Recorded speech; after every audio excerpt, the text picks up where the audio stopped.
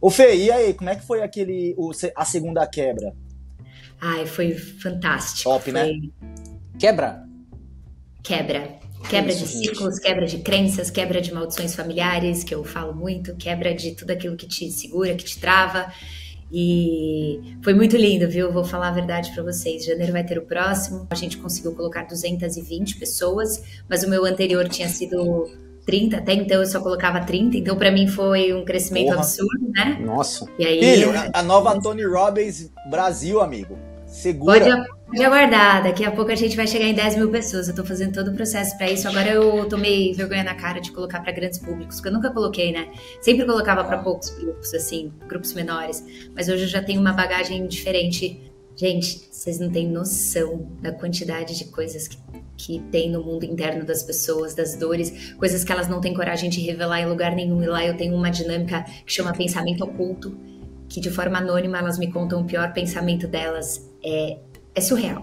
Dá medo. Parabéns pelo trabalho, porque também não deve ser muito fácil você estar em contato com esse mundo interno das pessoas também, né? Pensando assim em você agora, deve ser bem pesado, né? É pesado, na verdade já foi, né? Mais pesado. Eu tô há 10 anos fazendo isso, então eu já tive altos e baixos de saber lidar com tudo isso, porque realmente eu entro na vida da pessoa num nível que poucas pessoas no mundo entram, e elas que falam isso, não sou eu que falo. Só que eu aprendi a administrar isso e saber até onde eu entro e até onde eu volto e deixo com ela o que é dela. Então hoje já é muito diferente do que, por exemplo, se eu tivesse feito o evento desse final de semana que passou ali com 220 pessoas há 5 anos, há 10 anos, eu não tava nem aqui. Teria aguentado. Agora. Pesado. Essa Isso é doido. preparação é importante. A gente só sabe os nossos, já é difícil. Fala, galera, como é que vocês estão? Olha, a gente aqui de novo, eu e o Takemoto, e hoje, mais uma vez, a gente trouxe alguém ilustríssima e um convidado que vai agregar demais, né? Quando a gente traz alguém, vocês ficam até mais felizes do que ficar vendo a minha cara do Takemoto aqui, que vocês não aguentam mais, embora os conteúdos que a gente traga é sempre muito relevante. Pessoal, sejam bem-vindos ao Mentalidade Ambidestra. Nós estamos aqui mais uma vez cheio de insights e conteúdos profundos de liderança, comportamento humano, desenvolvimento de carreira, gestão e muito mais para poder agregar não só na sua carreira, mas no seu desenvolvimento pessoal. Meu nome é Vitor, vocês já me conhecem, escritor, executivo, mentor de carreira, e estou aqui com o meu nada menos amigo do que Henrique Takemoto. Contigo, amigo. Eu aqui, ó, só elogios. Brincadeiras à parte, vocês também já me conhecem, galera. Henrique Takemoto, empresário, empreendedor, casado, futuro pai. Ó, o Theo tá chegando logo mais, velho. Já tá na boca do gol, hein? Se bobear, quando esse episódio for lançado, a galera pode já receber novidades aí nas nossas redes sociais, inclusive. Então, galera, antes da gente chegar a apresentar a pessoa ilustre que nós trouxemos pra cá, não esqueça de dar seu like, seguir a gente, ativar o sininho, seja no Spotify, seja no YouTube, para que vocês aumentem nosso engajamento, façam com que mais pessoas recebam esse conteúdo que a gente faz com tanto carinho. Então, sem mais delongas, eu vou apresentar aqui para vocês Fernanda Chaude. Eu conheço essa pessoa há nada mais, nada menos que 38 anos, porque ela é um pouquinho mais nova que eu. Se não seria mais. Especialista em desenvolvimento pessoal, ela é empresária há uma década, possui MBA em coaching pela SB Coaching, ela é consteladora familiar avançada, analista comportamental, especialista em psicologia positiva e PNL. Então, pessoal, já tem aí um pouquinho do que nós vamos falar hoje, tá? Ela é formada no Master Universe do Tony Robbins, ela faz parte do time dele, né, há mais de uma década. Então, ela tá diretamente aí acessando esses grandes eventos que a gente vê pela internet, inclusive. E ela também é membro da Harvard Medical School e do Institute of Coaching. Ela é criadora da formação avançada em comportamento humano.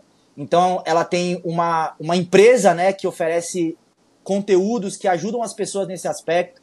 Ela é reconhecida pelo MEC.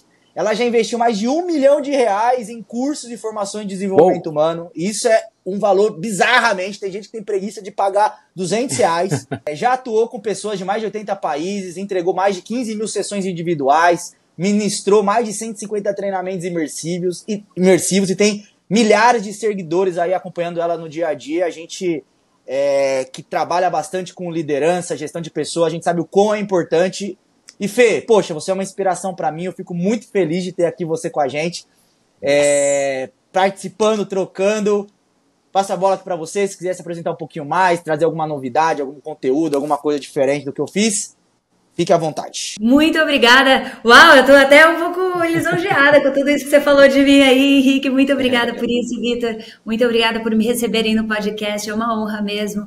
Esse podcast que eu conheço, porque sim, também te conheço há quase 38 anos, né? Mas o meu maior objetivo hoje é aceitar convites para estar em lugares que verdadeiramente agreguem valor para as pessoas. Eu não tenho hoje mais desejo de estar em qualquer lugar. Então, se eu estou aqui é porque eu admiro muito vocês, especialmente você, Henrique, acompanho a tua trajetória profissional e vi o quanto você cresceu, evoluiu, e você também me inspira muito, o Vitor também. Então, é uma honra mesmo estar aqui. Sério mesmo. Boa. Eu tenho certeza que a galera vai curtir demais esse episódio, porque eu acho que nós vamos falar de um tema que precisa ter aprofundamento para falar, sabe? Então, quando a gente te convidou, Fê, é porque a gente te reconhece como uma autoridade no que a gente vai trazer, tá? Que é sobre saúde mental, né? Então, o episódio de hoje é pra gente falar sobre isso. Como cuidar da saúde mental para buscar mais qualidade de vida. Então, a gente, para conseguir explorar mais esse assunto, a gente precisa trazer quem conhece. Todo mundo gosta de falar sobre isso, mas poucas pessoas têm profundidade, têm ciência por trás para realmente trazer com autoridade. E você, poxa, já escutou sei lá quantas histórias estava contando aqui pra gente, né? E é algo que não é comprado, sabe? Não é comprável. Você não faz um curso e você fala, ó, você vai receber aí de bônus 5.000 vidas, sabe? Não tem como. Então, realmente é algo que eu gosto muito de aprender também nos nossos episódios, né, Vitão? E, poxa, vai ser sensacional aqui pra gente, cara. Sensacional. Bora lá? Vamos. Inclusive, Takemoto, aí, ó, fica aí tem uma ouvinte nossa que ela sempre manda alguns comentários e já mandou e-mail, e já falou com a gente várias vezes, porque em um dos episódios, Fernanda, a gente falou sobre a liderança e a gente tangenciou a questão do burnout, sabe? Só que a gente não aprofundou. E aí nós fomos cobrados pra caramba. Não, porque vocês não entraram na questão do burnout e tal. Eu falei, não, mas calma que nós vamos trazer alguém que vai saber explicar muito melhor esses meandros da mente aí. Então, chegou a hora. Boa. Yes.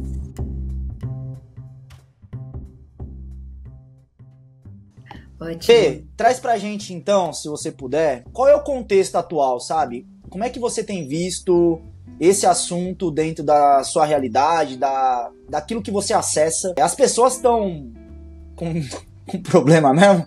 Como é que tá a sociedade? Traz um panorama pra nós, sabe? Perfeito. Bom, primeiro de tudo, que saúde mental, saúde emocional são temas que estão em alta, só que, como você mesmo falou, Henrique, são temas que são mais superficiais ainda na nossa sociedade. Isso porque muitas pessoas não sabem nem o que fazer com tantas questões na nossa sociedade. A OMS diz que 86% dos brasileiros têm algum tipo de transtorno emocional, mental. Então, assim, é muito sério, a crise que nós temos é muito séria, e ela é mais séria também, não só pelo fato, mas pela história. O que eu quero dizer com isso? Com a era desse conteúdo todo, uma pessoa pode olhar um post e ver lá 5 sinais de que você tem TDAH, 5 sinais de que você tem um transtorno generalizado de ansiedade, ou transtorno de ansiedade generalizado, 5 sinais de que você tem um burnout, e ela já se autodiagnostica ali. Então, existem muitos movimentos de um autodiagnóstico.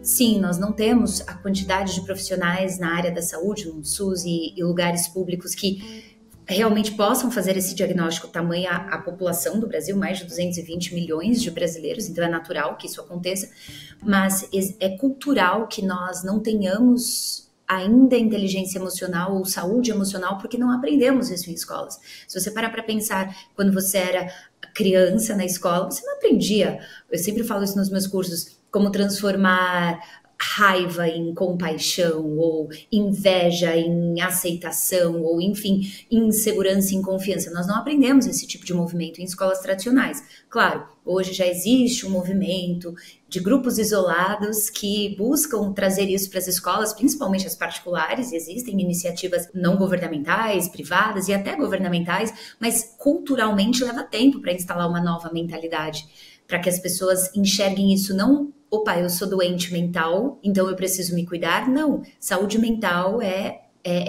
necessidade básica do indivíduo.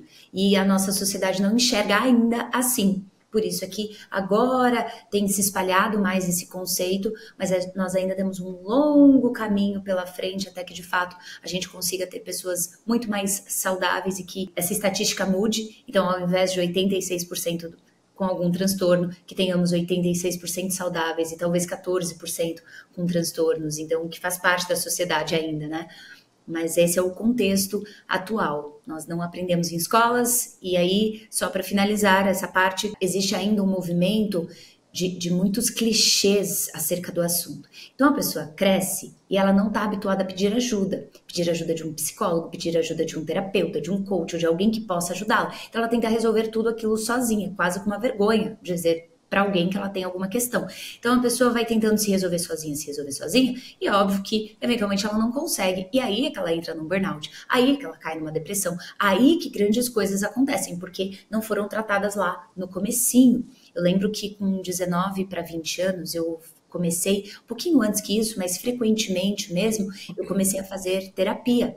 Eu tenho 38, isso tem quase metade da minha vida, e na época, falar que você fazia terapia era tipo assim, você tá louco, você tem algum problema, você tem alguma coisa muito séria para você ir no psicólogo. Psicólogo era coisa de louco, sim? Então, hoje é mais ou menos o contrário, né? Se você não faz uma terapia ou um psicólogo, você é louco.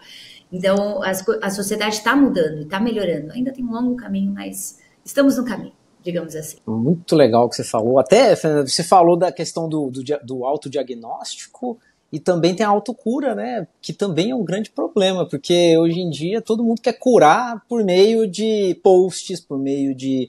E é um negócio muito mais profundo, né? Então, 5 maneiras de você curar sua TDAH. Poxa, né? Não é bem assim. Aí a pessoa acaba se frustrando e entrando... E a pessoa acaba, inclusive... Até eu cheguei a viver isso, sabe, Fernanda?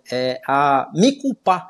Porque você faz o que você leu, não dá certo, e aí você acha que você é um caso único. Fala, poxa, para todo mundo você resolve. Incapaz, mas né? É isso aí, exatamente. Isso é gravíssimo. Porque daí você fala, poxa, de todo mundo eu sou o único que não vou conseguir, porque eu fiz os 5 passos e não tô vendo nada acontecer. Eu acho que eu sou um caso que não tem cura. Pior ainda, né? Pô, você já tá mal. Aí você fica pior. Caraca. Não, e eu vi isso num evento que eu fui participar, e eu achei sensacional. Eu até já falei isso em outro episódio, não me lembro qual foi, porque a pessoa falou o seguinte, é uma pessoa renomada, uma pessoa, poxa, super reconhecida no mercado como uma pessoa que alcançou objetivos super difíceis de alcançar, e ela falou o seguinte, porque a pergunta foi basicamente essa, parafraseando, qual é a linha tênue para um empresário ou empreendedor entre trabalhar muito e ter burnout? E aí, a pessoa, né, foi e falou para quem perguntou a seguinte fala. A única pessoa que pode te diagnosticar com burnout é quem conhece de burnout. Você não tem condição de te autodiagnosticar. Porque às vezes você está querendo envelopar isso como uma fuga. Você não está com burnout. Você tá cansado, tá chateado, tá várias outras coisas. Burnout não é. E eu achei aquilo super real. Falei, porra, pode crer, entendeu? A gente não é... Ele falou assim, você não é confiável pra falar pra você mesmo que você tá com burnout. Perfeito. Tem que ir pra quem conhece, vai pra um especialista. Ele vai te dizer se você tá ou não. Então, trazendo pra nossa realidade, é muito isso, sabe? Porque você tem essa barreira social. Você tem essa barreira humana, querendo ou não, você com você mesmo, inclusive. E quando você consegue superar elas, você encontra quem não conhece daquilo, aí você fala, cara, tô ferrado, entendeu? Eu gosto disso, eu gosto muito disso. E eu tenho a minha formação avançada em comportamento humano, você falou na introdução, e é uma formação depois de muitos anos de trabalho ao redor do mundo todo, buscando as melhores técnicas. e é reconhecida pelo MEC porque tem uma robustez muito grande. E eu digo isso porque na minha formação eu tenho muitos médicos, muitos psiquiatras, muitos psicólogos que vão como alunos mesmo. Então eu tenho muitos alunos dessa área e é uma bênção na minha vida isso, porque eu sou Master Coach por escolha. Eu sou especialista em desenvolvimento pessoal por escolha e é claro que no começo o coaching ele tem um movimento na rede social daqueles que acham que é o cara que não deu certo na vida ou que é coisa errada, mas quem conhece de fato e estuda isso como eu e como, por exemplo, Harvard, por isso que sou parte de Harvard, sabe que é uma área muito séria e que é multidisciplinar e que engloba muitas outras áreas. Então, no começo, eu tinha um pouco de movimento, que os psicólogos ficavam bravos comigo, que eu falava alguma coisa, mas eu estudava muito sério, até o ponto deles verem o tamanho do meu comprometimento e da minha responsabilidade, e eles começaram a vir como os meus alunos e os médicos também. E eu falo isso com muita propriedade, já tive alguns milhares de alunos, e muitos deles médicos, eu diria que em média 30% deles médicos ou psiquiatras ou até psicólogos. E o que acontece é o seguinte, a maior parte dos diagnósticos, inclusive dos próprios médicos, psicólogos e psiquiatras, eles podem conter erros, porque pode ser muito momentâneo. Então a pessoa vem e ela te fala tudo o que está acontecendo com ela, mas nem sempre aquilo que está acontecendo com ela é a realidade de um longo prazo daquilo. Então hoje o diagnóstico está muito generalizado, tem muitos médicos que fazem um trabalho excepcional e de fato avaliam a fundo para não sair dando diagnóstico para qualquer pessoa, mas hoje o diagnóstico, não só o autodiagnóstico, mas o próprio médico. Eu sou meio polêmica quando eu falo isso, e é verdade, e os médicos quando estão comigo falam, existe uma indústria do adoecimento. Claro. Porra. Existe uma indústria interessada em que você tenha um diagnóstico, em que você realmente se sinta uma pessoa doente. Só para vocês terem ideia, o Venvance, que é a nova febre aí, pós-Rivotril, o Rivotril já pegou, né? Então, o Brasil é o maior consumidor de Rivotril, remédio ansiolítico que tem no mundo. O Brasil é o país mais ansioso, o terceiro mais depressivo do mundo. Então, o Rivotril já pegou. Então, eles não precisam tanto focar no Rivotril. Agora vem outro. Qual é esse outro? Venvance. Venvance hoje está sendo usado para TDAH, então ele seria o mais recomendado pelos médicos para TDAH e também, eu digo pelos médicos porque só médico teoricamente pode receitar ali o medicamento, sim, e ele é também para compulsões, compulsão alimentar, compulsões diversas. Só para vocês terem ideia, uma caixa de Venvance custa R$400 na promoção, que dura um mês. Nossa! Meu Deus e se uma pessoa, então, é diagnosticada com TDAH porque ela tem falta de foco, por exemplo, assim, tem uma pequena parcela que tem TDAH, mas hoje, qualquer pessoa, eu tenho TDAH, eu fiz isso, eu esqueci porque eu tenho TDAH. Isso é um absurdo que a pessoa faz com ela mesma, porque ela se autodestrói, ela entra num lugar interno que ela começa a achar que ela é incapaz, que ela não consegue, que ela precisa de medicamento, que ela não vai dar certo na vida. E é por isso que tem tanta gente travada na sociedade, é por isso que tem um monte de gente doente, é por isso que está tão disseminada a falta de saúde mental mesmo, as doenças.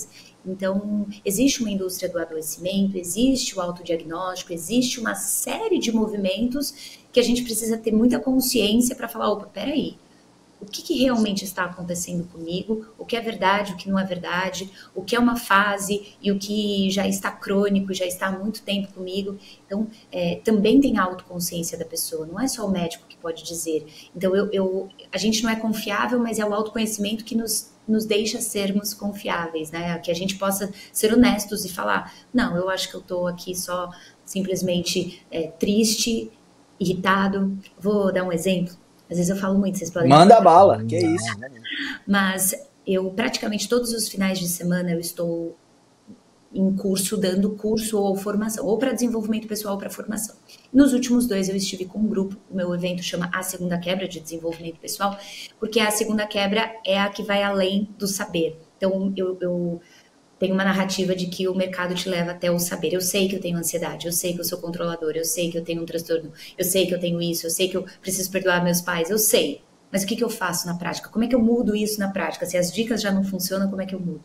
Então, essas pessoas estavam lá e uma pessoa levantou a mão e ela disse, Fernanda, eu não sei mais o que fazer, porque eu não consigo colocar limites no pai da minha filha, que tem 2 anos de idade. E ele vem, ele explode comigo, ele grita comigo e eu tô adoecendo, eu não sei mais o que fazer com isso, eu fico muito mal, eu fico muito triste. E eu queria saber como lidar com isso, eu já tô na terapia, eu já faço meus movimentos, mas tá demorando mais do que eu gostaria. E eu falei assim pra ela, minha querida, com todo respeito à sua situação, se agora, nesse exato momento, o pai da sua filha estivesse em um outro curso de desenvolvimento pessoal ou na sala de uma terapeuta, o que ele falaria de você lá?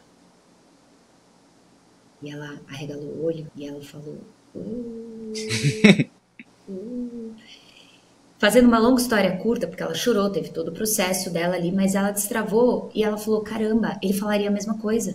Que eu não respeito ele, que eu grito com ele, porque eu grito mesmo, eu explodo mesmo, eu taco tudo pra cima dele mesmo, porque eu tô de saco cheio, porque eu não sei o quê. Então, assim, quando a gente é habituado a escutar uma história, eu por ter muita experiência escutando, hoje eu não compro as primeiras histórias. Então, a gente vê que é complexo essa história de colocar uma pessoa como coitada. Então, o autoconhecimento faz ela se enxergar e falar, cara, que lugar de coitada que eu tô, não é esse lugar que eu quero. Porque se ela vai para um profissional tradicional que escuta, compra essa história e começa ele é um narcisista, ele é isso, ele é aquilo. Não quer dizer que ele não tenha as questões dele, mas e ela ali na frente? Então o meu olhar é sempre para a pessoa que está na frente, porque nela nós temos algum poder de fazer algum movimento de cura. E foi tão bonito que eles estavam há mais de um ano brigando assim descontroladamente e só dessa clareza ela foi almoçar, a gente soltou pro almoço, na volta ela falou, no almoço eu liguei, pedi desculpa, levantei uma bandeira branca, eu falei que ele que tem que arcar com as coisas que ele faz, mas eu vou arcar com a responsabilidade, eu não quero mais ser essa mãe explosiva que grita com o pai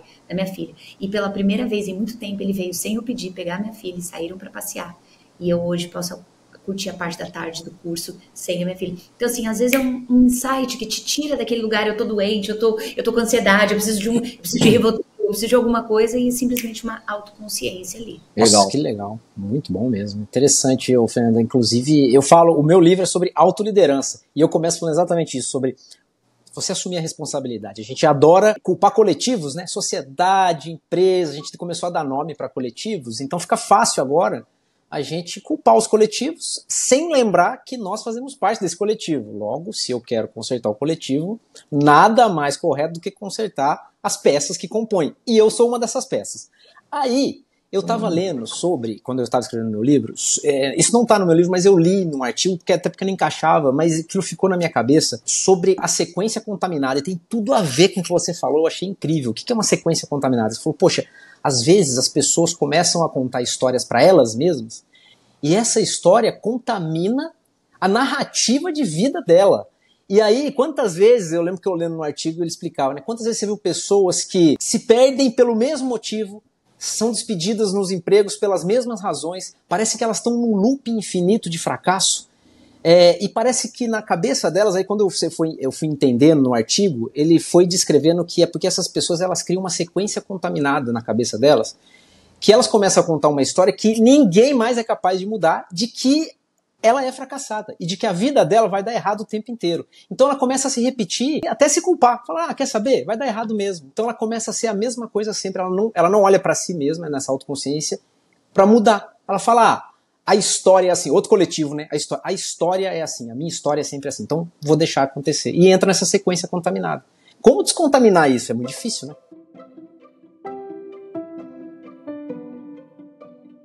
E aí, Vitão, dá até pra gente encaixar, no segundo bloco. Porque é exatamente isso. Quais problemas a falta de saúde mental causa na minha vida? Qual é a extensão, né, que as coisas vão se acumulando? Até que ponto pode chegar? Óbvio que a gente sabe, porque a gente vê na mídia, né? Então acho que o momento ele é bem oportuno para falar sobre isso. Mas eu acho que tem várias coisas que acontecem no meio do caminho que talvez a gente não explora. A gente só explora o resultado final, entendeu? Vamos explorar o caminho, a jornada. Boa. Talvez é o que você está trazendo, né, Vitão? Cara, aconteceram vários episódios que culminou e aconteceu alguma coisa. Vamos falar dos episódios. Vamos falar dos problemas aí, da falta de saúde, as extensões que elas podem chegar e tudo mais. Perfeito. E eu gosto muito que a gente tenha entrado nesse assunto, porque é óbvio que quando a gente tem um primeiro olhar da pessoa, ela sim é responsável por ela, ela precisa buscar ajuda, ela precisa fazer algo por ela, porque nem sempre nós somos responsáveis por aquilo que o outro faz conosco, mas como a gente vai lidar com aquilo que fizeram conosco, como é que a gente vai reagir àquilo, porque sim, às vezes é responsabilidade do outro, o outro fez um mal para você, mas como é que eu lido com isso, como é que eu trago isso para minha vida e decido se eu quero viver num bom estado emocional ou num estado emocional caótico.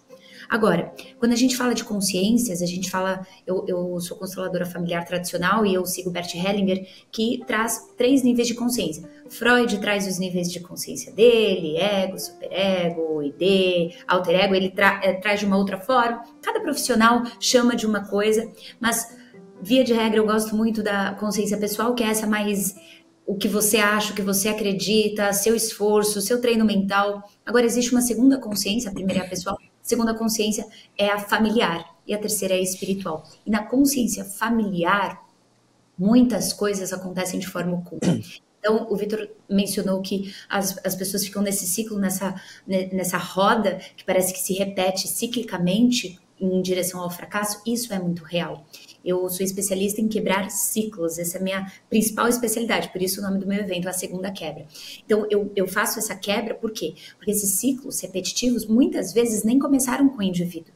Começaram com os pais, com os avós, com os bisas. Então, eles, às vezes, querem ir para o mundo, querem ir para o sucesso, mas existem correntes ou lealdades inconscientes de coisas que não foram resolvidas no sistema familiar e que vai aparecer. Freud mesmo falaria que o nosso sistema vai reviver e reproduzir tantas vezes quantas forem necessárias, mesmo que veio do nosso pai, da nossa mãe ou dos ancestrais, e a gente vai reproduzir isso. E Freud já fala isso há muito tempo, né? Ele já, obviamente, não está vivo, mas a fala dele segue até hoje, e aí tem uma área de estudo em Harvard e em outras instituições do mundo chamada epigenética, que é uma nova ciência que estuda justamente isso, que nós não herdamos apenas a cor do cabelo, a cor da pele, mas também traumas que aconteceram com os nossos pais, avós, bisas, que nós nem tínhamos noção que poderia nos afetar. Então, muitas vezes a gente tenta olhar para os efeitos, como o Henrique falou, a gente tenta resolver os efeitos, mas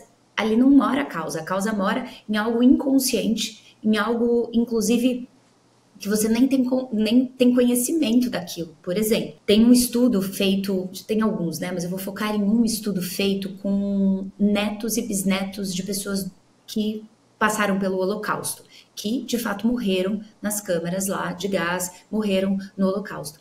E esses estudos mostram que pessoas netas e bisnetas que nem sabiam que os avós ou bisas tinham ido para o Holocausto, porque vira um segredo de família, quando é uma dor muito grande no sistema familiar, isso é bloqueado, muitas vezes vira um segredo, ninguém fala sobre o assunto, ninguém toca no nome dessa pessoa, e esse excluído, porque ele foi morto e ninguém mais inclui ele em nada, nenhuma conversa, e netos, bisnetos, tentam ou se suicidam de forma a tirar a vida com asfixia de gás. Então elas ligam o carro e deixam o escapamento sair até contaminar e morrer. Ou seja, elas morrem da mesma forma ou de forma similar àquele que morreu lá na câmara. Isso tem estudos de novo e de vários aspectos.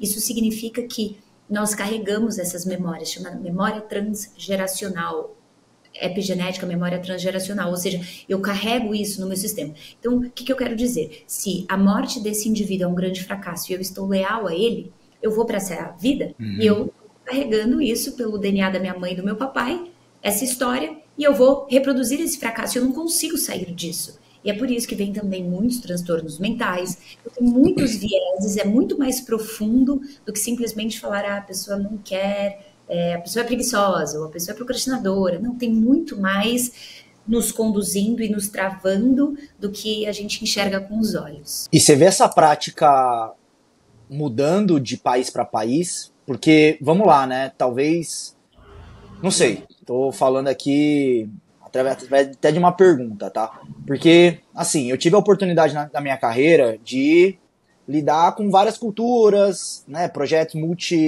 multipaíses, né, multiculturais e tudo mais.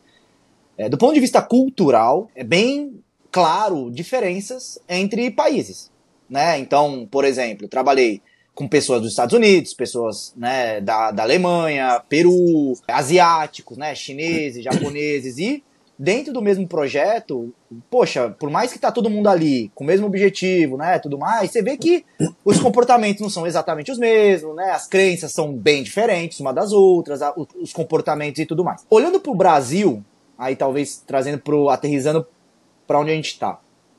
A sensação que muitas vezes eu tenho é que, ok, tem esse lado todo que você tá trazendo, Fê. Mas por outro lado também, parece que a gente tá carregando junto da nossa sociedade uma história, né, que a gente também não herdou, certo? A gente não herdou a forma como a gente foi colonizado, como a gente foi descoberto, né? A gente não herdou todos os sistemas políticos que aconteceram no país, a gente não herdou nada disso, né? Nós aqui que tá, inclusive, no episódio, né? E aí eu sinto, por muitas vezes, que o Brasil parece que ele tem menos resiliência, talvez, do que os outros países.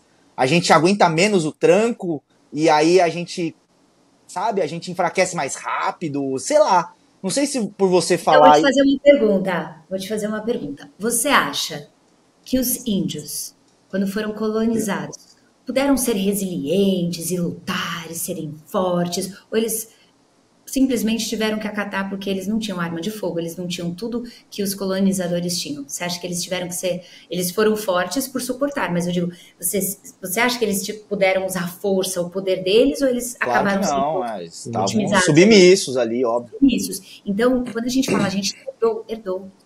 Nós herdamos muito dos nossos colonizadores, tanto dos portugueses quanto dos índios. Então, sim, existe um grupo leal a esses colonizadores que querem dominar e querem ter o poder e querem pegar tudo para eles, versus os outros que estão mais na vítima de receber essa força. Por quê? Porque quando a gente fala de ancestralidade, não tem como não herdar. É impossível não herdar. Na sua família tem ou indígena, ou português, ou italiano, ou seja, todos aqueles que vieram de outros países para cá. Então, se você for olhar historicamente, na história da minha mãe, por exemplo, tem alemães. Então, tem muitos alemães na história da minha mãe. Da história do meu pai, tem sírio-libanês. Então, tem muita coisa que aconteceu lá. Por exemplo, guerra, morte. Tudo isso que impacta a minha bisa, que veio de lá, que impacta o meu avô, que impacta o meu pai e que me impacta. Por quê? Porque são movimentos cíclicos de valores, de medos, de angústias que, quando não tratados, eles sim passam de geração em geração. Não para ser muito bíblica, mas estudei mais de 10 religiões, não profetizo religião, mas a Bíblia é o livro mais vendido de todos os tempos, então nós respeitamos só pela história dele, cada um tem uma visão do que é, do que não é, se acredita ou não, mas tem uma passagem na Bíblia que é muito interessante, que eu nunca entendia: tu serás amaldiçoado até tua 4ª geração, até tua 7ª geração. Eu pensava, nossa, né, como assim? E é nesse sentido, porque nós passamos valores para os nossos filhos, para os nossos netos, para os nossos bisnetos, e isso vai passando, não só por DNA. Então, quando a gente fala não herdou, herdou. Eu tenho até uma brincadeira que eu digo assim: você acha que você não nasceu herdeiro, mas você herdou muita coisa. Você herdou muitos traumas, muitas bênçãos, muitas coisas boas, muitas coisas não tão boas. Por exemplo, padrões de traição, padrões de vícios, padrões, por exemplo, de abusos. Tudo isso que mexe com a psique humana, tudo isso que mexe com a saúde emocional das pessoas. Por exemplo, milhares de mulheres e homens no Brasil foram abusados na sua infância. Ou seja, isso é cultural, porque os pais foram abusados, o pai ou a mãe, porque esse que abusa também foi abusado. Então, existe um padrão de muito antes. E, para finalizar, você perguntou, mas isso é em todos os países? Sim. Porque isso não é algo do Brasil. As crenças do Brasil são diferentes em alguns aspectos, mas lidando com pessoas de 80 países diferentes, na hora da conversa, Henrique, é muito interessante. Eu pergunto, por exemplo, eu lido com essas pessoas quando eu estou presencial, por exemplo, online no mundo do Tony Robbins, e eu me conecto, eu sempre fico ali com os VIPs ou os convidados do Tony. E eu conecto com eles e pergunto assim: o que te traz ao evento? De onde você é? Sou da Finlândia, sou da Austrália, sou da Índia. O que te traz ao evento? Eu não consigo perdoar minha mãe. Eu tenho problema com os meus filhos. Porque eu me sinto insegura, incapaz. Então a gente pensa que isso não é padrão herdado, mas é também. Mesmo pessoas de altíssimos países, assim, de primeiríssimo mundo, também têm medos, inseguranças, crises emocionais, problemas familiares, relacionamentos. Então é mundial.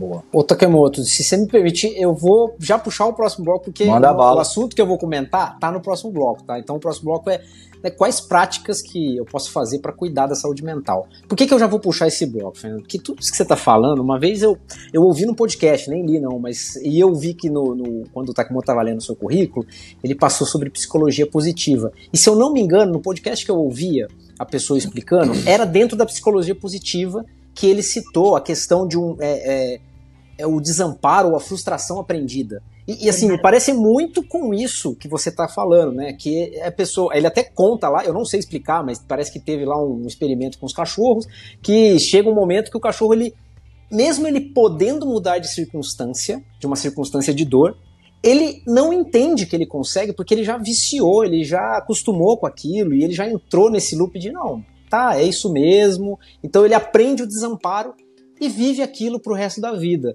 É nessa linha? Tem a ver?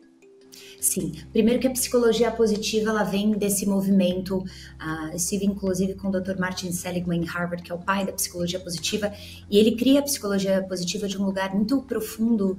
E logo no começo, Psicologia Positiva, o nome do livro, ele cita algo um pouco audacioso, ele, psicólogo, diz: onde a psicologia se perdeu e eu encontrei. Porque ele chegou à conclusão, naquela época, há um pouco mais de 20 anos, que a cada 100 artigos em tristeza, tinha um em felicidade. E ele falou, o que acontece com as pessoas que estão funcionais, estão funcionando, mas elas querem mais para a vida delas? Então ele foi e criou a cadeira da Psicologia Positiva. E o desamparo aprendido é muito isso que você falou. Só pensa que não é só que a pessoa tentou algo, mas quando ela tenta, ela sente uma dor muito grande. Então, por exemplo, o estudo principal é com o elefante, né? O elefante chega a beber elefante no circo, ele entra num círculo ali, o domador dele vai dando espetadinha toda vez que ele sai daquele círculo. E ele volta então para o círculo, ele tenta sair do círculo, ele toma uma dor, volta para o círculo e assim, nessa dinâmica, semanas, meses depois, esse elefante podendo sair desse círculo, ele não sai, podendo destruir a tenda toda, ele não sai. Por quê? Toda vez que ele tentou, ele sentiu tanta dor e não tinha ali um apoio para que ele continuasse naquele caminho, que ele aprende, nem adianta tentar, porque acontece um padrão neural nele, uma conexão neural que evita dor, né? Nós temos todos os mecanismos de defesa, as paredes de proteção, e um deles é isso mesmo, nem adianta, eu fico aqui onde eu tô. Então, muitas pessoas estão sim nesse lugar de terem tentado coisas e não conseguirem, mas existe também a nossa sociedade que cultua muito mais o negativo do que o positivo ainda. Na data da gravação desse podcast, eu fui assistir, antes de ontem, eu fui no cinema assistir Divertidamente 2. E eu fiz um Reels falando justamente sobre isso. Lá tinham 9 emoções negativas para uma positiva. A única positiva, a alegria, e ainda meio que esmagada ali pelas 9 negativas. Como se as 9 negativas fossem as boas, como se elas estivessem salvando aquela pessoa. Então, assim, popularmente, ainda a nossa sociedade valoriza mais o negativo. Eu sempre falo, miséria adora companhia, né? Quando você fala mal de você, ou quando você tá num lugar ruim, ou que você não consegue, você é a vítima, você tem ali amparo, que é o que as pessoas estão buscando. Então, quando a gente entende que a gente pode ter amparo por sermos bons, por sermos melhores. Eu tinha crises e crises de ansiedade, ia parar no hospital, fui diagnosticada com depressão, tomei Rivotril, tudo isso entre meus 22, 24 anos, 23 anos. Então, assim, eu me identifico, eu também tinha muita atenção quando eu estava nesse lugar. Agora, a gente tem que tomar uma decisão, e eu acho que essa é a primeira prática, né? É você decidir. Eu decido que eu vou viver um estado emocional bonito, custe o que custar. E a gente fica anos em escolas tradicionais para aprender coisas que a gente nem usa. Então, poxa, o que eu tenho que fazer para aprender a lidar com as minhas emoções, com os meus pensamentos, com os meus sentimentos, com as minhas ações? Então, é decidir viver em um estado emocional bonito. Parar de querer ser a vítima e querer ser aquela protagonista da própria história e também não negar as emoções negativas. Eu falo no meu mundo que é permitido sentir. Mas as pessoas ainda têm esse lugar de eu não posso sentir. Porque toda vez que eu demonstrei alguma coisa, eu fui atacado, a pessoa me usou isso contra mim, ou eu não fui apoiado. Então elas guardam para elas, fingem que tá tudo bem, jogam para debaixo do tapete. Dizem, eu estou muito bem emocionalmente, tomando 5 remédios, sabe assim? Eu escuto isso todos os dias nas minhas salas de aula, mas tá em uma parede de negação. Então eu falo, olha para as tuas emoções negativas. Você quer curar a sua vida? Olha para as negativas.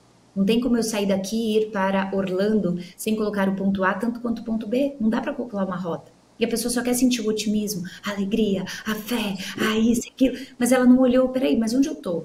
Tô com raiva, eu tô com inveja, eu tô com incapacidade, eu tô com insegurança, com rejeição. Então, olhar as emoções negativas e, claro, com um profissional que possa te ajudar, dentro do ambiente que possa te ajudar, mas dentro do nosso dia a dia é se questionar um pouquinho, mas o que eu tô sentindo? Vamos nos alfabetizar um pouquinho mais. O que é que eu tô sentindo? O que tá passando pela minha cabeça que tá me fazendo sentir assim? Porque as nossas emoções, assim, elas não são a gente. Seria dizer que o rabo do cavalo é o cavalo. Não é. Essa é uma parte de nós, mas nós temos controle sobre elas, mas precisamos treinar. Então, a primeira prática é decidir, a segunda, começar a fazer uma análise. Talvez um diário, um exercício bem básico, bem inicial mesmo, para quem está começando. Quais são os sentimentos negativos que eu vivo? Quais são os positivos? O que me leva para o negativo? O que me leva para o positivo? Para começar a entender como navegar essa emoção e sair do negativo para o positivo. Boa. Não, vamos explorar mais. Acho que a questão prática é importante porque ela pode trazer, de fato, assim, ações que as pessoas consigam internalizar, ver o que é possível fazer. No final, Fê, eu vejo da seguinte forma. Cada um tenta fazer aquilo que consegue e o que limita é a quantidade de desconforto que cada um suporta. Então, cada um de nós vai evoluir até o nível de desconforto que ela vai suportar. Então, e eventualmente vai ficar desconfortável o suficiente que ela vai dar um próximo passo, porque a lei do progresso é para todos, né? Exatamente. Então, assim, não tem uma linha de chegada. Ela vai parar até o seu desconforto chegar no limite dele e ali tá de boas. Então, eu vejo da seguinte forma, né? Pegando até um dado que você trouxe logo no início. Quando você tá em um ambiente em que 83%, 3, né? 86% das pessoas têm algum tipo de doença mental, vai por assim dizer, ou distúrbio, seja qual for. Transtorno. Poxa, você tá falando de a cada 100 pessoas, 86 vão estar nessa situação. Então, o ambiente, ele não é favorável para você conseguir criar essa situação sozinho. Quando eu falo de ambiente, eu falo muito também numa visão que eu bato muito na tecla, de alta performance. É um tema que eu sou apaixonado, é uma forma que eu vejo que eu consigo ajudar as pessoas. Vai resolver todos os problemas do mundo? Nem de perto. Então, mas enfim, é uma forma que eu consigo contribuir. E a gente fala de 3 elementos fundamentais para que alguém consiga atuar em alta performance. Um deles é o ambiente, outro é a fisiologia, ou seja, é os seus talentos, os pontos fortes, né, aquilo que você consegue realmente de entregar de diferente, e o outro é o treino. A quantidade de treino que você consegue fazer. A gente estava conversando até antes de começar aqui a gravação, né? Que você trouxe pra gente que, poxa, quando você treina, você baixa a ansiedade, você baixa o desconforto. Por quê? Você fez tanto que já internalizou. Então, eu acho que esse assunto com relação à prática também, eu acho que envolve esses três pontos. Não é o suficiente para você conseguir fazer tudo. Você precisa ter os 3, o máximo em equilíbrio que você conseguir no máximo da sua capacidade. Então é você com você, é sua fisiologia, é o quanto que você suporta de desconforto, é o treino, quanto mais treino você consegue estipular, né, criar hábitos e tudo, melhor você, em tese, vai ficando. E se você está em um ambiente que te ajude, que reforce, que te incentive, mais você vai melhorando seus talentos, mais você treina, mais o ambiente fica melhor, e aí vira um ciclo virtuoso e não um ciclo vicioso, que talvez é o que a gente esteja hoje. Sim. Todo mundo querendo te passar rasteira. Então, quais outras práticas, Fê, a gente poderia colocar aqui para ver se a gente consegue ajudar mais pessoas, né? Você trouxe a questão de 2, mas se tiver mais... Sim, tem muitas. Só para vocês terem ideia, eu tenho mais de 500 ferramentas. Então, assim, eu tenho muitas mesmo. Pega as 10 principais aí. Eu vou pegar as mais eficientes. Boa. E, assim, não é fácil treinar as emoções. Não é fácil parar de ter crise de ansiedade. Não é fácil sair da insegurança, da incapacidade, do sentimento de incapacidade. Não é fácil. Eu não sugiro que nenhuma dessas técnicas sejam fáceis. Por quê? Porque você vai fazer uma semana, vai falhar um dia, e você vai falar, cara, não funcionou de nada. Não é fácil. E a nossa sociedade está vendendo muita facilidade, está vendendo muita coisa sem esforço. Hoje mesmo eu recebi uma pergunta, eu não fiquei muito feliz no primeiro semestre de 2024 porque eu ainda não aprendi como ganhar dinheiro sem esforço. Mas é isso que está sendo vendido na rede social. Muito louco. Trabalhe X dias e fique milionário. Então, a nossa geração, talvez eu vou falar um pouquinho da minha, né? Vou fazer 39 daqui a uns dias. Poxa, a gente já deveria ter um pouquinho mais de maturidade para não acreditar nessas coisas rápidas. Porque é o que você falou, é treino, prática, repetição. Eu estou há 15 anos trabalhando a minha inteligência emocional para hoje suportar, lidar com o meu momento de insegurança. Porque momento de insegurança, eu não vou contar aqui ainda, mas eu acabei de tomar uma grande decisão no meu business, que para mim é uma grande decisão, um contrato de $500 mil. Então, acabei de fazer um grande contrato, que sim, me dá um sentimento de caraca, e se, né? Vem uns ICs na cabeça, então é natural que nós tenhamos. Agora, a base tem que estar sólida. Então, a minha base é sólida, por isso eu suporto momentos. Então, os treinos e práticas que eu vou sugerir agora não significa que nunca mais na vida você vai ter nenhum tipo de insegurança ou de nenhum movimento emocional, porque a pessoa funcional, ela tem emoções positivas e negativas, só que ela fica mais tempo positiva do que negativa. O que eu vejo, assim como Master Coach, que é o que as pessoas mais precisam treinar? As suas perguntas, que são também os seus pensamentos. Por exemplo, uma pessoa chega no meu mundo e ela fala assim, será que eu tô no caminho certo? Por que eu não consigo dar certo na vida? Por que eu não consigo encontrar minha missão? Então, esses pensamentos, essas perguntas, que nada mais são do que pensamentos, elas geram emoções negativas nas pessoas. Então, eu preciso identificar quais são as minhas perguntas, as perguntas que eu mais me faço. Eu tenho que identificar que emoção que ela me gera, porque se eu tenho um objetivo, então alta performance é o seguinte, eu tenho um objetivo e eu vou ficando melhor a cada dia para encontrar esse objetivo. Isso no final do dia é alta performance. Uhum. E o que é o burnout? É quando eu estou indo em direção ao meu objetivo e eu não descanso de vez em quando. Então eu vou da alta performance, alta performance, alta performance, alta performance, exaustão. Então, alta performance, descanso, alta performance, alta performance, alta performance, descanso, eu não entro em burnout. Essa é a lógica da psicologia positiva. Sim, então, tá certo. As perguntas precisam me levar para o meu objetivo, elas precisam me mover para frente. Será que eu consigo? É uma péssima pergunta. Como eu posso conseguir fazer o que eu posso fazer hoje? O que eu consigo fazer hoje? Qual é o próximo passo que eu preciso dar agora? O que me faz feliz? Como eu posso ser grata? Todos os sentimentos que vêm dessas perguntas são positivos. Então, pergunta ou pensamento gera sentimento, sentimento gera comportamento, comportamento gera resultado. É meio que básico do autoconhecimento. Então, como é que estão os seus pensamentos? Eu pergunto assim nas minhas salas, de 0 a 10. Se eu fosse te perguntar a qualidade hoje da tua energia, das tuas emoções, da sua energia mesmo, de 0 a 10, na média, no dia a dia, você com você, sem picos e vales, mas na média, as pessoas me respondem 5, 4, 6, aí eu pergunto, você contrataria uma pessoa 6? Você casaria com uma pessoa 6? Não. Então, eu preciso investigar quais pensamentos estão me deixando nesse lugar interno, quais são as perguntas que eu estou me fazendo, que estão me levando para um looping, que me trava, que me estagna, e falar, opa, peraí, qual pode ser uma pergunta melhor aqui, que me gere uma emoção positiva e que me leve para frente? Então, assim, vou fazer um movimento com o Vitor. Vitor, que pergunta que você se faz? Ou, Henrique, que pergunta que você se faz com muita frequência? Ou que vocês já ouviram das pessoas que vocês mentoram e lideram? Sabe muita coisa? Por que comigo não dá certo? Por que comigo não dá certo? Essa pergunta gera qual sentimento? Só de você fazer em voz alta, independente se é sua ou de alguém. Que sentimento que gera fazendo essa pergunta? A frustração, né? Você já se sente frustrado. Claro. E aí, por exemplo, o que é que você quer que dê certo? Me dá um exemplo rápido, assim, só pra gente fazer uma dinâmica. Promoção de carreira. Promoção de carreira. Então, o livro, Vitão, perdeu a chance. O livro já deu certo, pô. O livro já deu. Mas, por exemplo, se fosse o livro, como eu posso lançar o meu livro hoje? Ou então, se fosse uma promoção de carreira, como eu posso ser promovido? O que eu tenho que fazer para ser promovido? Então, não é porque comigo não dá certo, foco no problema. Eu preciso olhar para a solução. Poxa, se eu quero ser promovido e depende de mim, assim, a parte que depende de mim, eu tenho que olhar para essa parte que eu tenho controle. Então, o que é que eu posso fazer para ser promovido? Qual habilidade eu tenho que desenvolver? Você percebe que pergunta direciona foco? E foco direciona sentimentos, e sentimentos direcionam as ações. Então, eu preciso o tempo todo olhar para o meu mundo interno se eu quiser ter saúde emocional. Eu preciso identificar meus pensamentos, meus sentimentos, minhas perguntas, minhas falas, minhas conversas internas, minhas narrativas. Comece a se escutar um pouquinho nas rodas de conversa. Veja que tipo de assunto que você traz para a roda de conversa. Isso já diz muito sobre você. Você está com inveja de alguém, está reclamando de alguém, está falando mal de alguém? Ou você está pensando numa ideia, ou você está pensando num projeto, falando de um livro, falando de um evento, falando de alguma coisa edificante?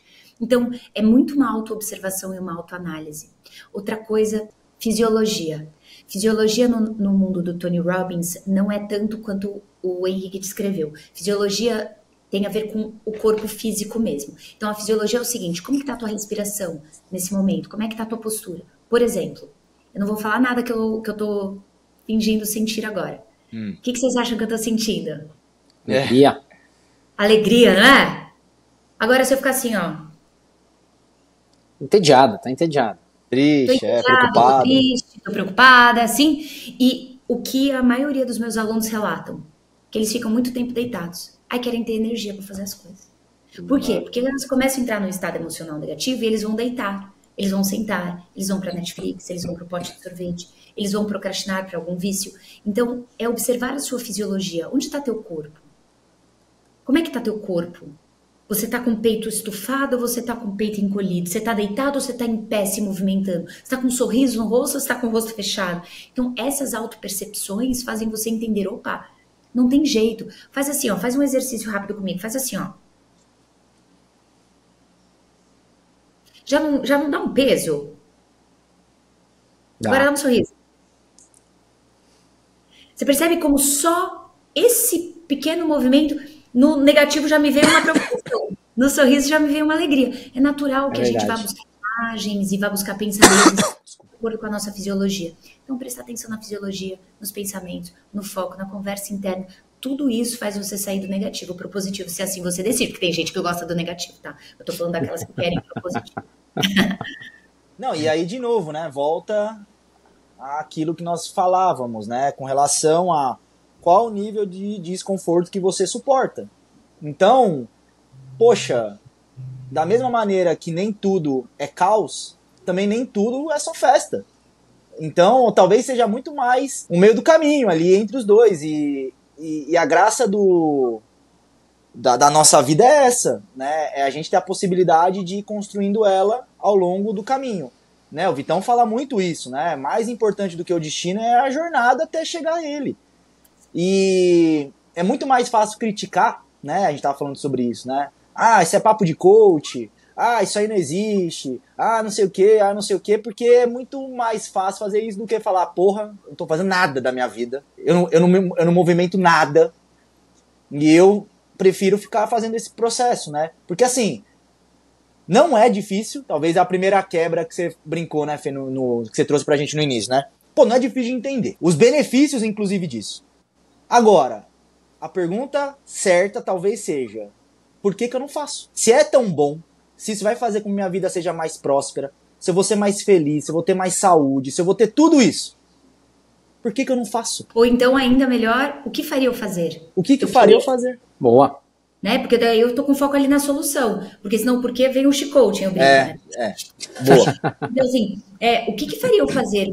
O que tem que doer em mim? Ou o que eu tenho que pensar, talvez nos meus filhos, que eu vou passar isso pra eles, é natural. Você vai passar pro Theo muitas coisas, Henrique. Imagino. Muitas coisas boas e muitas coisas não tão boas. A expectativa é que você passe coisas melhores e em maior volume do que as coisas, aqueles negocinhos que eles vão ter que trabalhar. E assim, a cada geração a gente vai evoluindo mais e mais. Se a gente olhar os nossos bisas, o que eles passaram de necessidade, de fome, de tudo isso, a gente hoje é melhor. Então, estamos evoluindo.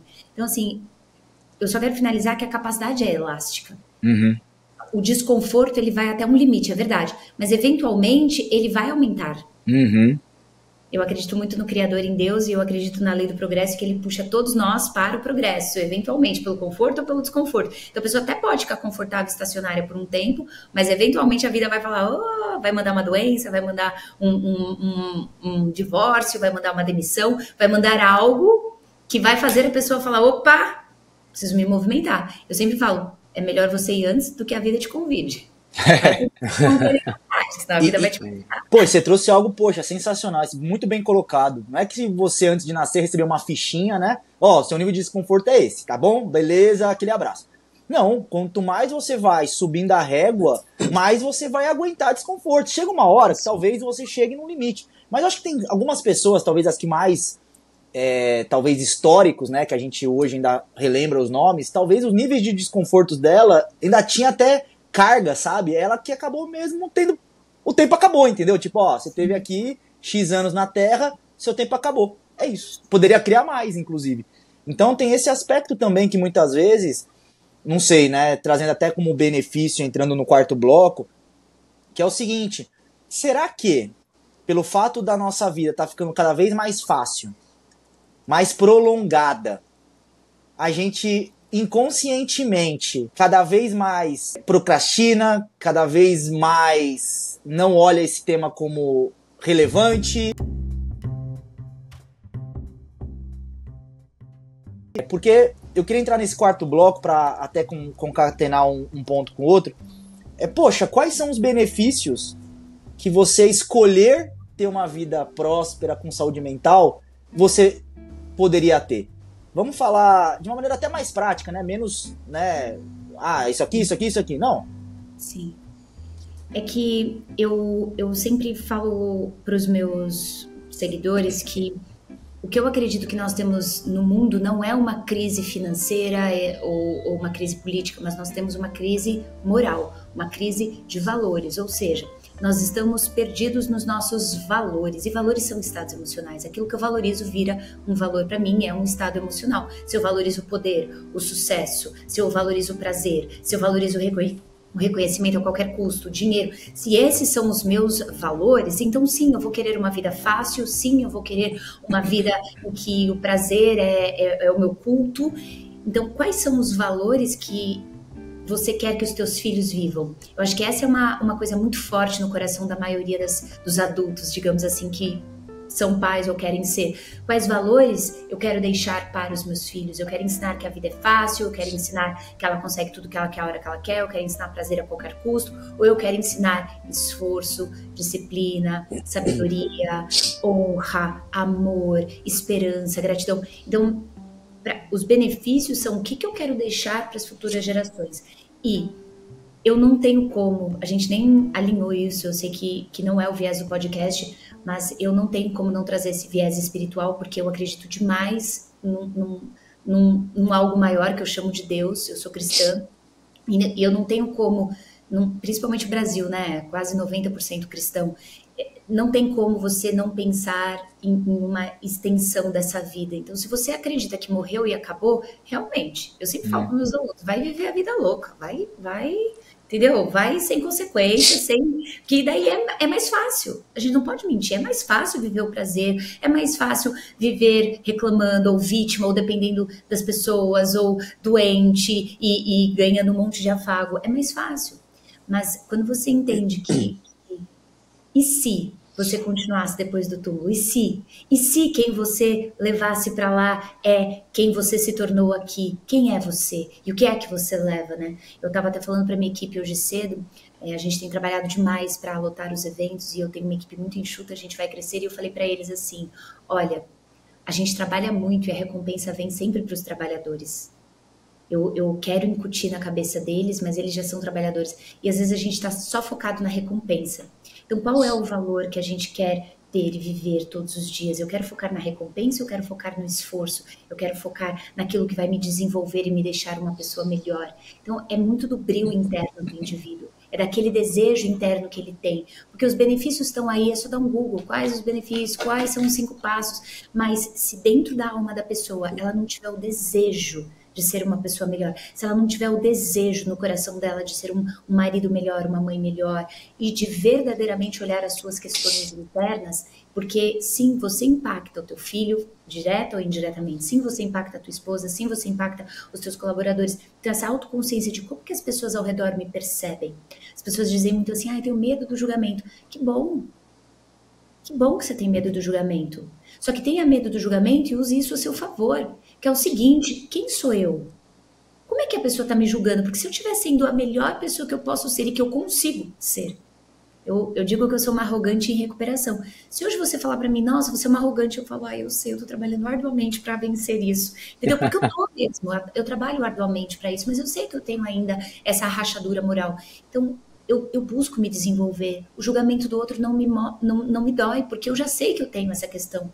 As pessoas vivem muito se escondendo.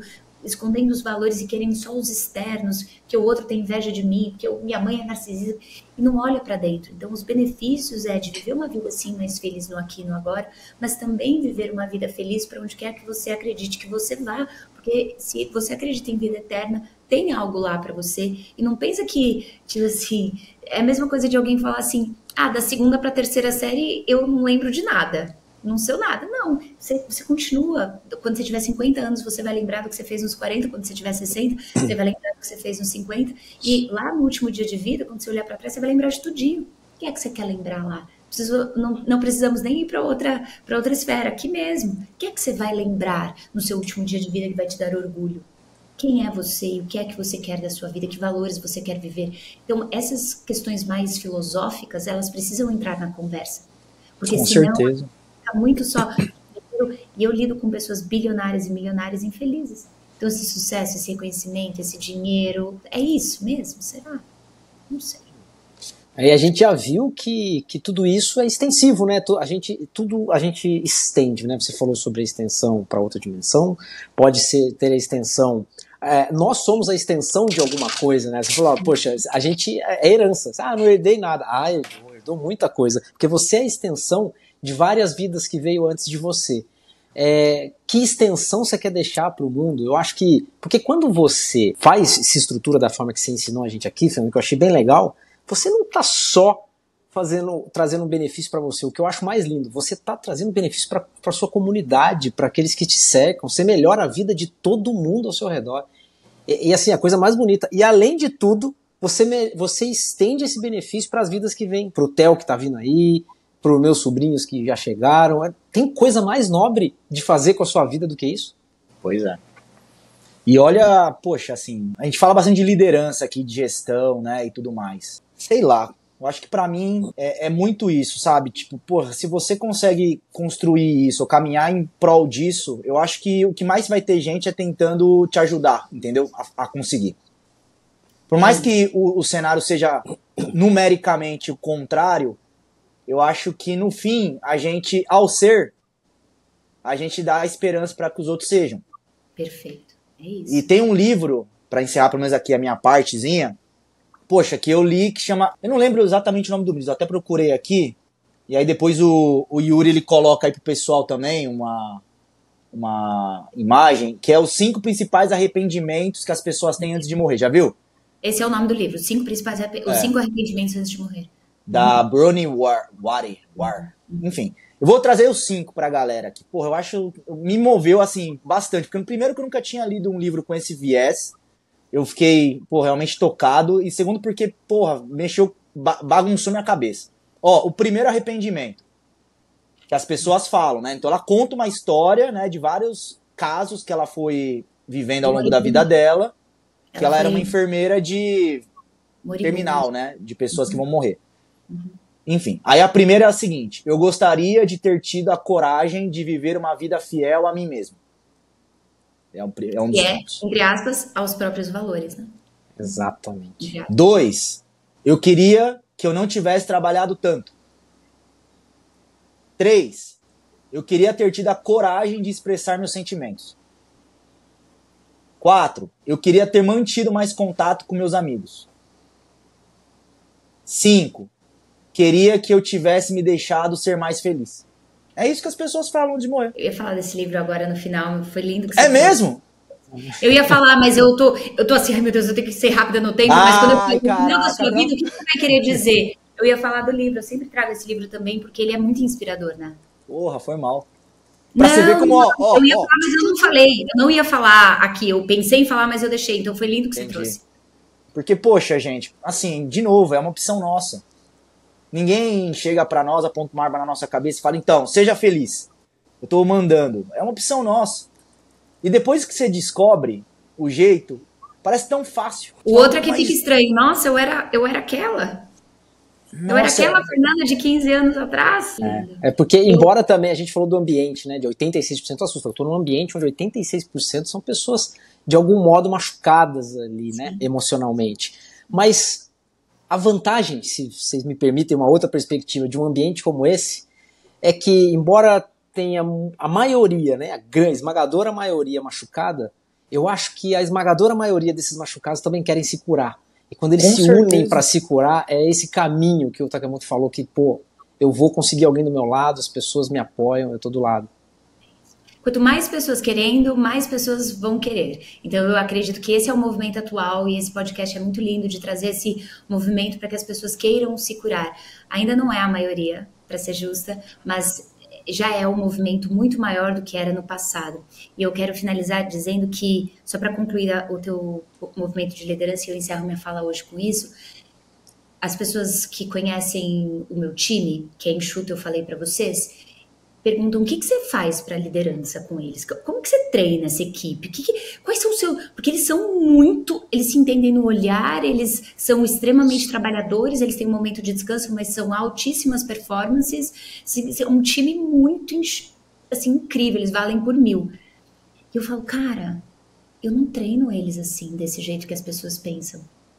Eu vivo os meus valores, eu vivo o meu propósito todos os dias e eu penso em melhorar a vida deles e das pessoas ao meu redor, como eu penso em melhorar a minha, claro. E eles simplesmente pegam o propósito e os valores e eles têm isso em comum. Não sou só eu que quero escutar que a pessoa que não dormia há 1 ano, à noite, depois do meu evento, ela passou a dormir, que tomava 5 remédios, parou de tomar remédio. Não sou só eu que gosto de ouvir isso e que tenho esse desejo no meu coração. Eles também têm. Uhum. Porque eu vivo os meus valores e propósitos. Então, o valor é tão importante porque ele é para você, para o mundo, e ele é para a liderança, ele é para os seus filhos, ele é para tudo. É tudo, assim, para mim. Eu sou apaixonada nesse tema. Incrível, incrível. Então, a gente falou no último episódio, lindo que você falou, que encaixou perfeitamente. Você não tem subordinados. Você tem seguidores dos valores que você vive, eles querem viver também. Então, né, que ajuda todo mundo. Muito bom, excelente. E eu acho que é isso que a gente traz no podcast, né? Assim, Fê, a gente é muito aberto aqui, sabe? A gente não fica criando, sabe, fazendo um teatro. E, poxa, a gente só traz tema, né, Vitão? Cara, que são temas que são discutidos no dia a dia. Só que eles não são discutidos de uma maneira honesta, de uma maneira sincera, de uma maneira aberta. É sempre um teatro, sabe? É sempre tentando, sabe, esconder de verdade as coisas como elas são, aí se dá uma suavizada, porque senão... E aí fica aquele negócio tão fake, que é o que você tava fazendo agora, né? Você pode tentar mostrar que você tá feliz, que você tá triste, mas no final você não consegue manter isso por muito tempo. E as empresas hoje, as pessoas, elas estão desesperadas por autenticidade, elas estão desesperadas por alguém me ajuda, entendeu? Só que assim, elas precisam entender que elas precisam se ajudar. Se elas não se ajudarem, velho, não tem mágica, brother. Não tem mágica. Não tem como tirar alguém que não quer sair dali. Sua, né? É aquela máxima, sua vida é sua. O que é que você faz com ela? Se não eu, quem? Já diria a Ana D'Amico. Ah, é. Ana D'Amico, porra. Legal, trote 9. Vou botar um card aqui. Então, fechamos por hoje. Fernanda, uma coisa que... Fernanda, olha, caraca. É difícil. Eu também, o Henrique. Nossa... A gente nem contou, né, nossa relação de 38 anos. Vocês se chamam como? De primo e prima? Ou Fê e sei lá? Eu chamo Henrique, primo. Henrique é formal, eu não lembro de chamar. Henrique é primo mesmo. É Henrique, às vezes. Quando eu tô falando dele pra alguém. Mas sabe uma coisa que a gente esqueceu? De falar suas redes sociais, de falar o seu site. Bom, eu sempre falo que a minha principal rede social é o @FernandaChaúde mesmo, que é meu Instagram. Lá tem tudo atualizado de tudo. Às vezes eu tô com uma página disso, uma página daquilo de vendas. Tem a Chaúde Treinamentos, que a gente está atualizando para a Chaúde Academy, que eu fiz o ajuste no nome da empresa. Sou empresária há 10 anos e essa é a minha empresa. Então, é isso. @FernandaChaúde. Tô no YouTube como Fernanda Chaúde. Tô no LinkedIn como Fernanda Chaúde. Então, é o mesmo nome em todas as redes sociais. Sou eu. Obrigada pela oportunidade. Parabéns e vida longa ao podcast de vocês. Muito, muito, muito, muito sucesso e contem comigo. Foi uma honra. E obrigada aos ouvintes que ficaram até o final. Amém. Obrigado demais, Fernanda. Até mais, hein? Queridos. Até a próxima. Tchau.